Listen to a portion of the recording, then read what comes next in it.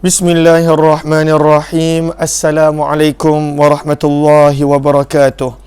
Bismillah, alhamdulillah, wassalatu wassalamu ala habibillah Sayyidina Muhammad ibn Abdillah wa ala alihi wa sahbihi wa mawalah.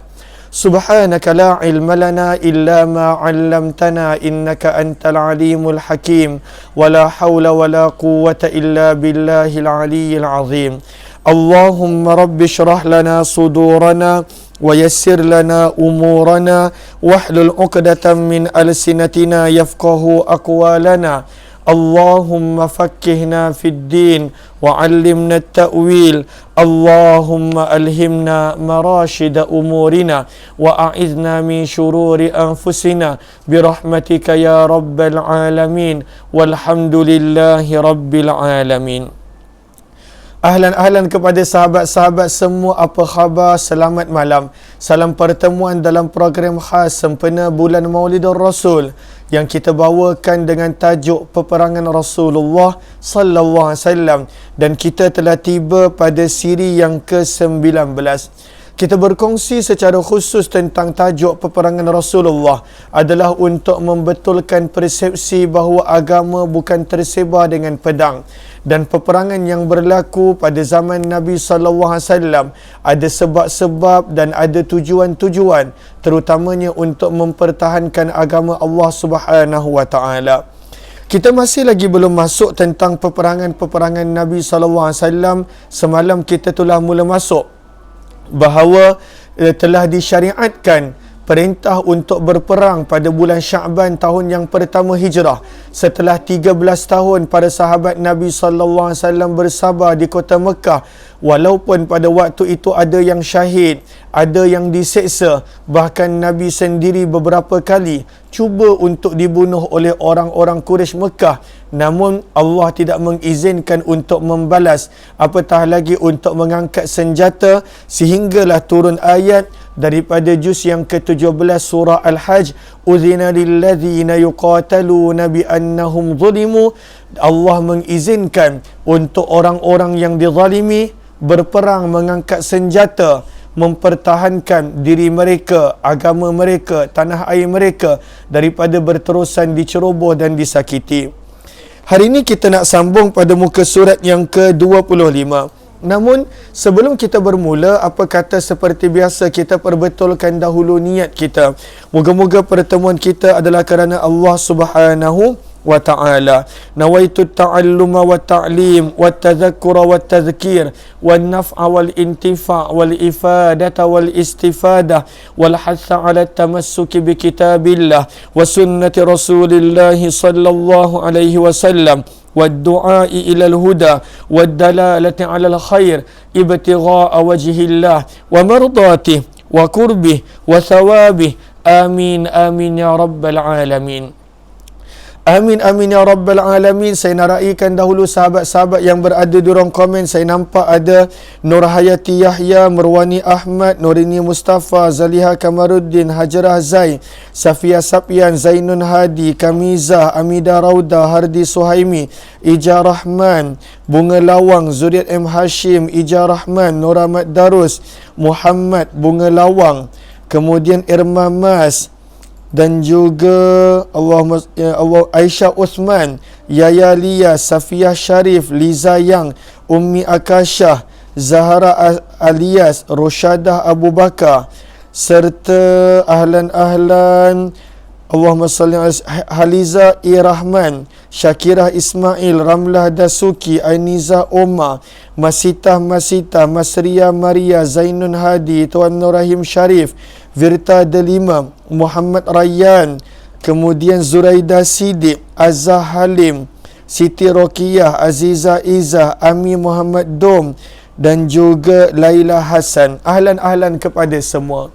Lalu pada malam ini penulis buku membawa tajuk yang menarik, dan sebenarnya tajuk ni jarang dibicarakan dalam sirah, tetapi kerana ianya ada kaitan dengan peperangan Nabi sallallahu alaihi wasallam, maka sebab itu dibawakan tajuk ini. Tajuknya adalah 13 peperangan yang berlaku di antara orang-orang Ansar, di antara orang-orang Aus dan Khazraj sebelum Nabi berhijrah. 13 peperangan yang besar, peperangan yang kecil banyak. Orang Aus dan Khazraj, mereka duduk di dalam satu kota Madinah ataupun Yathrib pada waktu itu. Namun mereka dah bergaduh berperang beratus tahun. Beratus tahun mereka dah berperang. Namun, kenapa kita nak baca tentang peperangan jahiliyah ini? Penulis buku akan terangkan. Maka mohon sahabat-sahabat catat peperangan Rasulullah siri yang ke-19, muka surat 25. Supaya mempermudahkan sahabat-sahabat yang baru join. Saya nampak ramai yang baru join. Mohon jasa baik yang baru join untuk bantu share, bantu untuk kongsi, bantu untuk sebar luas. Maka kata penulis buku, 13 perang yang berlaku pada jahiliyah sebelum mereka masuk Islam di kalangan orang-orang Ansar. Lalu orang-orang Ansar, sahabat-sahabat boleh tulis, iaitu golongan Aus dan juga Khazraj.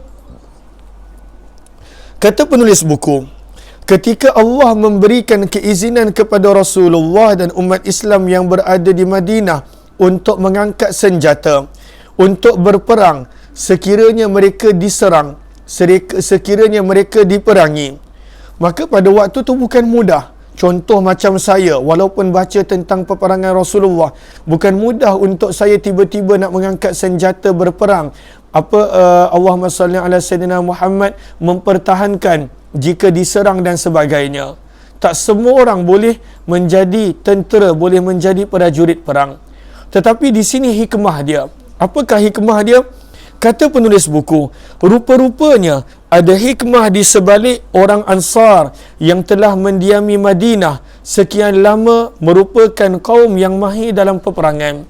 Lalu sebab itu Allah tak izinkan untuk berperang di Mekah, sebab di Mekah ini kebanyakan mereka adalah orang-orang peniaga.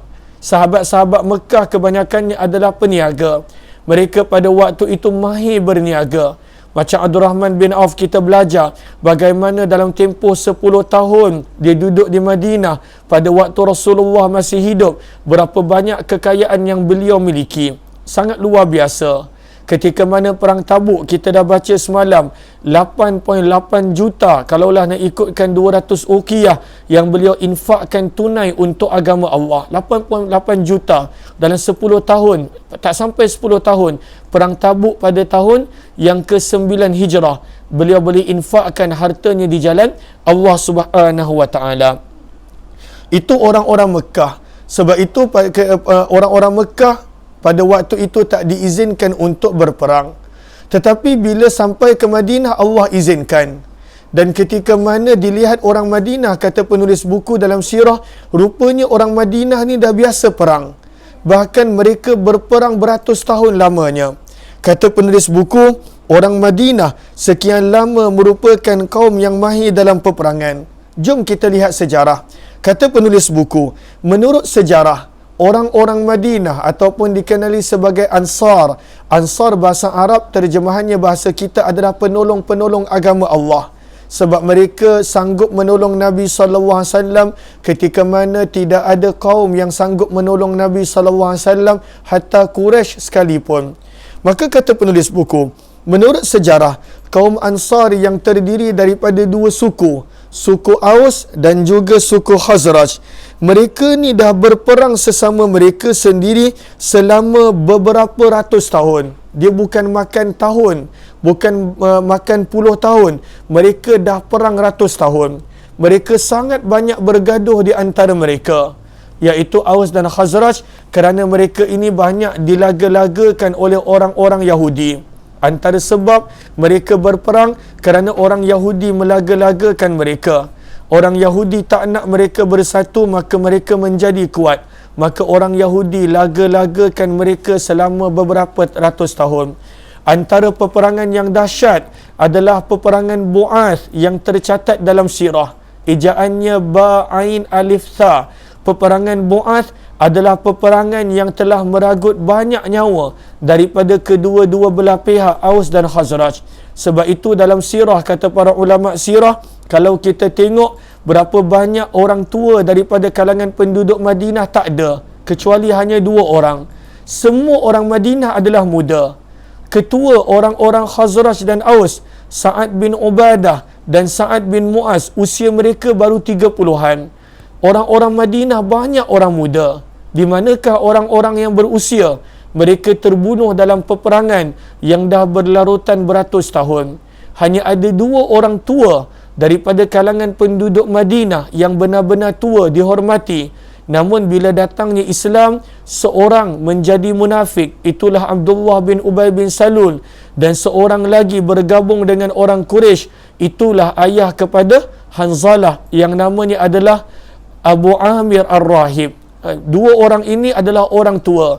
Sebab itu penduduk Madinah, kalaulah Rasulullah mereka tak jumpa Rasulullah, mereka nak lantik Abdullah bin Ubay bin Salul sebagai ketua. Sebab dia antara orang tua, orang yang berumur yang masih hidup. Lain semua adalah orang-orang muda. Maka kata penulis buku, mereka ni dah berperang beratus tahun. Sahabat-sahabat boleh catat di situ tentang nama peperangan Bu'ath, Ba Ain Alif Tha, ataupun dalam bahasa Melayu dia Buath, Bu'ath, peperangan Bu'ath. Maka mereka dah berperang beratus tahun sebelum baginda berhijrah ke Madinah lagi. Dalam sebahagian catatan sirah menyebut bahawa peperangan mereka yang terakhir adalah 5 tahun sebelum mereka bertemu dengan Nabi pada tahun 11 kenabian, yang dikenali sebagai peperangan Bu'ath. 5 tahun lebih kurang sebelum mereka jumpa Nabi, di situlah berlaku peperangan yang dahsyat yang terakhir yang dikenali sebagai peperangan Bu'ath. Dan ada yang mengatakan pada waktu itu tarikhnya adalah pada peperangan yang lain. Nanti kita akan baca tentang peperangan Bu'ath pada muka surat yang terakhir daripada bab ini. Kata penulis buku, dalam erti kata yang lain, orang-orang Madinah sebenarnya adalah orang-orang Islam yang sebenarnya Allah telah persiapkan untuk mempertahankan Islam melalui peperangan jika umat Islam diserang. Sebab itu mereka tak ada masalah untuk berjuang bersama dengan Nabi SAW walaupun seluruh bangsa Arab nak menyerang mereka. Sebab mereka adalah bangsa yang dah biasa perang. Mereka adalah bangsa yang dah biasa mengangkat senjata. Ini adalah orang-orang Madinah. Itu adalah antara hikmah kenapa Allah hanya izinkan peperangan pada waktu itu berlaku di bumi Madinah. Kata penulis buku, jom kita lihat berapa banyak peperangan yang telah dilalui oleh orang-orang Madinah. Kata penulis buku, ayuh kita lihat sepintas lalu secara ringkas sejarah peperangan yang telah berlaku daripada kalangan penduduk Madinah di antara orang-orang Aus dan juga orang-orang Khazraj. Kata penulis buku, sebenarnya Aus dan Khazraj ni mereka bukanlah kaum yang pada waktu itu daripada kaum yang jauh. Mereka ni keluarga sebenarnya. Kata penulis buku, Ansar adalah gelaran daripada Nabi bagi kabilah Aus dan Khazraj. Asalnya nama mereka Aus satu suku, Khazraj adalah suku yang lain. Kerana mereka dah sedia nak bantu Nabi, maka Nabi panggil seluruh penduduk Madinah ini sebagai Ansar, sebagai penolong agama, penolong Nabi SAW. Sebab itu kata penulis buku, Ansar adalah gelaran daripada Nabi bagi kabilah yang terdiri daripada Aus dan juga Khazraj. Orang-orang Aus mereka duduk dekat kawasan luar Madinah, Quba, dekat tempat masjid Jumaah. Sebab itu antara sebab kenapa Nabi duduk lama dekat Quba, kerana Nabi nak raikan orang Aus. Kalaulah Nabi terus masuk ke kawasan Banu Najjar, keluarga atuk Nabi Abdul Muttalib, orang-orang Aus akan terasa. Sebab itu Nabi duduk lama dekat Quba 4 hari. Ada riwayat mengatakan lebih daripada itu. Bahkan Nabi bina masjid pertama di situ, nak meraikan orang-orang Aus. Kemudian kawasan Madinah yang berada pada zaman kita, Masjid Nabawi, itu adalah kawasan orang-orang Khazraj pada waktu itu. Kata penulis buku, asalnya kedua-dua kabilah ini sememangnya saudara. Bahkan Aus dan Khazraj merupakan adik-beradik yang berasal daripada ayah dan ibu yang sama. Nenek moyang mereka adalah adik-beradik. Ayahnya bernama Harithah bin Tha'labah Al-Anqa' bin Amr Al-Muzayqiyah bin Amir Ma'as-Sama' bin Harithah Al-Ghifri bin Imra'ul Qais Al-Batrik bin Tha'labah bin Mazin bin Azd bin Al-Ghawth bin Nabat bin Malik bin Zaid bin Kahlan bin Sabah bin Yashjub bin Ya'rub bin Qahtan. Maka ayah mereka adalah bernama pada waktu itu Harithah bin Tha'labah. Sementara ibu mereka bernama Qailah binti Kahil bin Uzrah bin Sa'ad. Maka mereka adalah sebenarnya adik-beradik nenek moyang mereka. Lalu apa yang berlaku? Penulis buku terangkan, maka mereka ni sebenarnya bukan asal penduduk Madinah. Orang dua ini, Aus dan Khazraj. Apa yang berlaku? Kata penulis buku, pada mulanya penempatan moyang mereka, Amr Muzayqiyah bin Amir daripada kaum Azd terletak di Ma'arib, Yaman. Ma'arib adalah antara satu kota yang lama di Yaman, Ma'arib. Namun apabila tukang tilik meramalkan akan berlakunya banjir besar akibat daripada pada waktu itu empangan mereka yang pecah, maka pada waktu itu banyak daripada mereka mula berhijrah. Kenapakah mereka ditimpakan dengan banjir yang dikenali sebagai banjir Al-Arim? Banjir Al-Arim kerana pada waktu itu mereka mendustakan Allah. Maka pada waktu itu Ammar Muzayqiyah telah menjual seluruh harta mereka dan meninggalkan Ma'arib bersama keluarganya. Maka ketika itu dalam kalangan mereka mula berpecah kepada dua puak dan masing-masing menetap di tempat yang berbeza. Ada satu puak dikenali sebagai Khuza'ah. Khuza'ah ni dalam kitab Ar-Rahiqul Maktum kita dah baca. Mereka adalah penakluk Mekah selepas daripada bangsa Jurhum kalah. Khuza'ah. Sebab itu orang Quraisy mereka sangat benci dengan Khuza'ah. Sebab Khuza'ah pernah mengkhianati mereka. Dan sebab itu ketika mana orang Khuza'ah pada waktu itu dah tak ada masalah dengan Quraisy, orang Quraisy masih lagi serang mereka, bunuh mereka, yang mana akhirnya terjadilah pembukaan kota Mekah. Lalu Khuza'ah pun asal daripada Yaman. Maka orang-orang Khuza'ah pada waktu itu menetap di Hijaz. Manakala Ghassan pada waktu itu menetap di Syam. Dan kemudian hari Ghassan ini menjadi governor, menjadi boneka kepada Raja Kaisar, Raja Rom, untuk menjaga kabilah-kabilah Arab yang bersempadan dengan Syam. Lalu Raja Ghassan. Dan Raja Ghassan lah kemudian hari daripada suku ini yang telah membunuh utusan Nabi SAW pada tahun yang ke-7 Hijrah, yang membawa kepada peperangan Mu'tah kerana utusan Nabi telah dibunuh. Ini semua sejarah kalaulah kita ikut daripada pembacaan kitab Ar-Rahiqul Maktum, kita boleh sambungkan sebab-sebab yang berlaku dalam apa yang berlaku pada sirah Nabi SAW. Okey, lalu Khuza'ah menetap di Hijaz, Ghassan menetap di Syam dan akhirnya menjadi boneka kepada Raja Kaisar, Raja Rom. Kata penulis buku, ketika mana anaknya Tha'labah Al-Anqa meneruskan perjalanan bersama pengikutnya, mereka telah melalui Madinah yang pada waktu itu dikenali sebagai Yathrib. Lalu Madinah waktu itu dah ada orang duduk. Siapa yang duduk di Madinah adalah orang-orang Yahudi.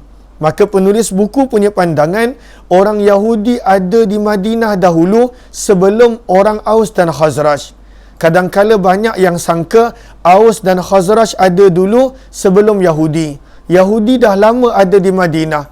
Mereka ada di Madinah sejak mereka kalah dalam peperangan melawan Bukhti Nasar yang berlaku ratusan tahun sebelum kelahiran Nabi. Maka orang-orang Yahudi ketika mana kalah, mereka asalnya duduk di kawasan Syam. Bila orang-orang Yahudi kalah dalam peperangan melawan Bukhti Nasar, maka mereka turun ke semenanjung Arab. Maka ada sebahagian besar mereka duduk di Khaybar. Dan ada yang 3 kabilah, iaitu Qainuqa, Nadir dan Quraizah, mereka meneruskan perjalanan sampailah mereka tiba di Yathrib. Tak lama selepas itu datang pula orang-orang Arab daripada Yaman dan mereka pun mula menetap di Madinah. Kata penulis buku, ketika itu Madinah, Yathrib, sudah didiami oleh kabilah Yahudi, antaranya Quraizah, Nadir dan juga Qainuqa. Ini 3 kabilah yang kekal ada waktu Nabi SAW lahir. Waktu Nabi berhijrah, 3 kabilah ni masih ada. Dan ada juga kabilah-kabilah kecil yang lain seperti Bani Masilah, Za'ura dan sebagainya. Golongan Yahudi ini telah membina kubu yang dijadikan tempat berhimpun dan juga tempat perlindungan mereka. Sebab itu kalau kita tengok peta sejarah, Masjid Nabawi adalah dekat kawasan orang-orang Khazraj. Quba adalah kawasan orang-orang Aus. Dan sebenarnya Quraizah, Qainuqa, Nadir, mereka ada penempatan mereka. Mereka bukan duduk kat kawasan Masjid Nabawi. Mereka ada penempatan mereka. Mereka ada tempat tinggal mereka. Kata penulis buku, kabilah-kabilah Yahudi ini menetap di situ sehingga datangnya Aus dan Khazraj dalam kesatuan dan aman. Namun akhirnya bibit-bibit peperangan mula tercetus dalam kalangan Aus dan Khazraj sebelum kedatangan Islam. Lalu ini kisah dia, ini peristiwa dia secara ringkas yang sebenarnya kita dah belajar dalam kitab Ar-Rahiqul Maktum lagi. Ada tak di antara sahabat-sahabat yang sebelum ni sangka orang Aus dan Khazraj ada kat Madinah dahulu sebelum orang Yahudi? Siapa yang sangka begitu? Hanya kerana Madinah dalam semenanjung Arab bukan menunjukkan orang Aus dan Khazraj ada di Madinah dulu. Sebenarnya orang Yahudi dah berada lama bertapak di Madinah. Orang-orang Aus dan Khazraj mereka datang daripada Yaman. Bahkan kalaulah sahabat-sahabat masih ingat bila kita mulakan pembacaan kitab Ar-Rahiqul Maktum pada Ramadan tahun 2020, maka di situ panjang lebar diceritakan bagaimana kebanyakan tamadun-tamadun seperti Oman dan juga Syam dan juga Iraq dan lain-lain, kebanyakan mereka pada waktu itu datang daripada Yaman. Mereka semua datang daripada Yaman, termasuklah Khuza'ah yang pernah mengambil pemerintahan Mekah daripada orang-orang Jurhum sebelum datangnya Qusay bin Kilab mengambil pemerintahan daripada orang-orang Khuza'ah. Okey. Lalu sebenarnya orang Yahudi dah ada lama sebelum daripada Aus dan Khazraj berada di situ. Lalu sebenarnya terjadi banyak perang di antara Aus dan Khazraj. Walaupun mereka ini adalah umpama daripada moyang yang sama, tetapi mereka ini terlalu banyak bergaduh. Maka penulis buku terangkan 13 peperangan yang berlaku sebelum datangnya Nabi SAW. Peperangan yang pertama, peperangan Sumair, Sin Mim Ya Ra, Sumair. Peperangan Sumair tercetus kerana perselisihan sesama mereka. Sumair adalah nama seorang lelaki daripada Aus yang dikenali sebagai Amar, kata penulis buku. Maka terjadilah peperangan di antara Banu Amar yang daripada suku Aus dengan Banu Tha'labah daripada suku Khazraj. Okey. Lalu yang besarnya adalah kabilah. Kabilah yang paling besar. Dalam kabilah ada banyak bani. Contohnya Quraisy adalah satu kabilah. Dalam Quraisy adanya Banu Hashim, keluarga Nabi. Adanya Banu Makhzum, keluarga Abu Jahal. Adanya Banu Adi, keluarga Umar. Dan juga ada Banu-Banu yang lain. Lalu sama juga Aus dan Khazraj adalah kabilah. Dua kabilah besar. Dalam kabilah Aus ada banyak lagi Banu-Banu. Dan juga dalam kabilah Khazraj ada banyak Banu-Banu ataupun Bani. Banu kalaulah dalam keadaan marfu', Bani kalaulah ketika mana dalam keadaan mansub ataupun majrur, maka dipanggil Bani. Itu daripada sudut perbahasan nahwu. Maka Banu dan Bani sebenarnya adalah sama. Allahumma salli ala Sayyidina Muhammad wa ala ali Sayyidina Muhammad. Maka terjadi antara Banu Amar. Lalu Banu Amar daripada Aus dengan Banu Tha'labah daripada kalangan Khazraj. Sebabnya kenapa? Maka sebabnya lelaki yang dikenali Amar, yang gelarannya adalah Sumair, dia telah mencela dan membunuh Ka'ab bin Al-Ajlan daripada Banu Tha'labah, yang merupakan sekutu kepada ketua Khazraj. Pada waktu itu Malik bin Al-Ajlan. Lantas Malik bin Al-Ajlan yang merupakan ketua orang-orang Khazraj telah menuntut bela kematiannya daripada Banu Amar. Lalu ditawarkan dengan bayaran diyat. Banu Amar kata, baiklah kami bayar diyat. Diyat adalah bayaran unta untuk setiap nyawa yang telah dibunuh. sebelum Islam diet adalah 10 ekor unta. Islam pada waktu itu jadikan 100 ekor unta. Maka pada waktu itu orang-orang Khazraj tak setuju dengan diet yang ditawarkan. Maka pada waktu itu telah berlakunya peperangan. Malik bin Ajlan telah mempersiapkan kabilah dia untuk berperang dan kedua-dua pasukan bertempur dengan dahsyat. Apakah natijah daripada peperangan ini? Kemenangan berpihak kepada Aus. Walaupun yang ajak perang Khazraj, tetapi yang menang adalah Aus. Setelah itu Aus mencadangkan kepada Munzir bin Al-Haram An-Najjari, datuk kepada Hassan bin Thabit radhiyallahu anhu.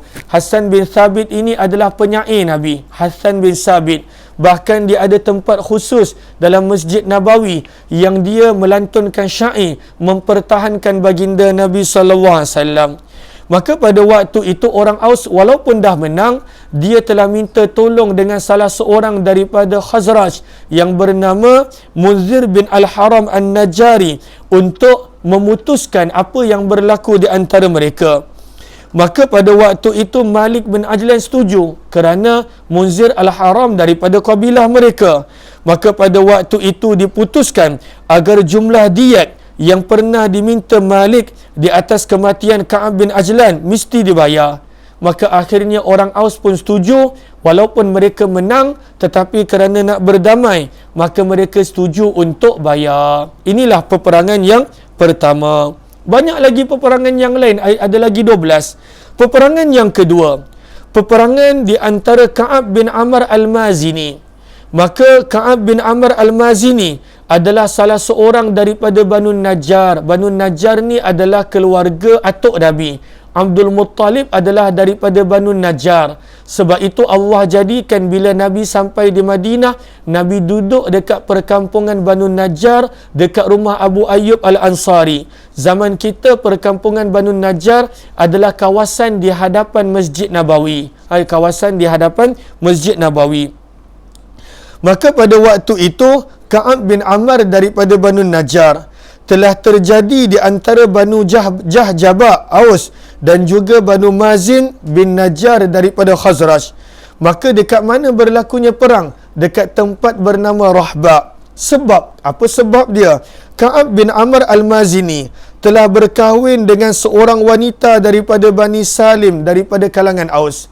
Salim bin Amr bin Auf itu adalah kabilah yang menetap di Quba. Salim bin Auf adalah yang menetap di Quba. Malik bin Auf adalah yang menetap di kawasan Masjid Jumaah. Ini kita dah belajar banyak kali. Maka dia berkahwin dengan orang Aus. Dia Khazraj, dia kahwin dengan orang Aus. Lalu ketua Bani Jahjaba, Uhayha bin Al-Julah, memerintahkan perikutnya supaya memerhatikan Ka'ab. Ka'ab ni kenapa orang Khazraj sibuk nak kahwin dengan orang Aus, dan perintah untuk membunuh Ka'ab tersebut. Akhirnya benda ini sampai ke pengetahuan saudaranya Ka'ab, iaitu nama dia Asim bin Ammar. Maka dia terus mempersiapkan bala tentera, dan pada waktu itu dia terus terang Jahjaba daripada kalangan Aus. Maka mereka telah bertempur dengan hebat. Lalu siapa menang pula kali ini? Maka yang menang kali ini adalah orang-orang daripada kalangan Khazraj.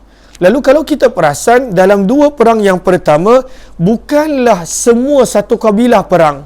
Ada peperangan daripada kalangan suku-suku sahaja.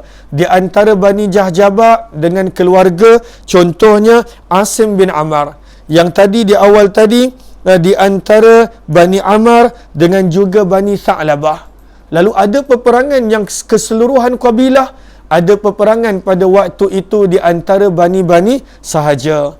Maka sekarang ni satu sama. Mula-mula Aus menang, kemudian Aus kalah, satu sama. Jom kita lihat skor. Tapi skor nanti kita sambung esok. Banyak lagi peperangan ni. Tetapi bila kita belajar banyak buku sirah, kalau sahabat-sahabat perasan, kita mula makin nampak sejarah yang berlaku sebelum kedatangan Nabi sallallahu alaihi wasallam, sejarah yang berlaku selepas kedatangan Nabi sallallahu alaihi wasallam. Insya-Allah kita akan sambung skor esok apakah yang berlaku pada peperangan yang ketiga. Lalu harap sahabat-sahabat boleh faham apa yang berlaku, tidak terlalu berat. Mungkin kalaulah ada yang kali pertama join, tak sempat join santai sirah sebelum ini, mungkin ada satu dua peristiwa, nama-nama yang dianggap kali pertama dengar.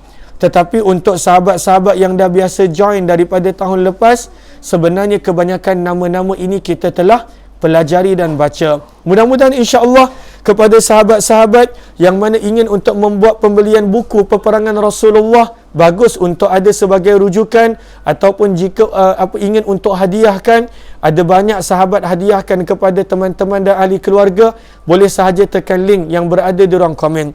Kita jumpa esok jam 8.30 pagi dalam Hayati Quran insya-Allah. Jumpa lagi. Wabillahi taufiq wal hidayah. Assalamualaikum warahmatullahi wabarakatuh. Terima kasih semua.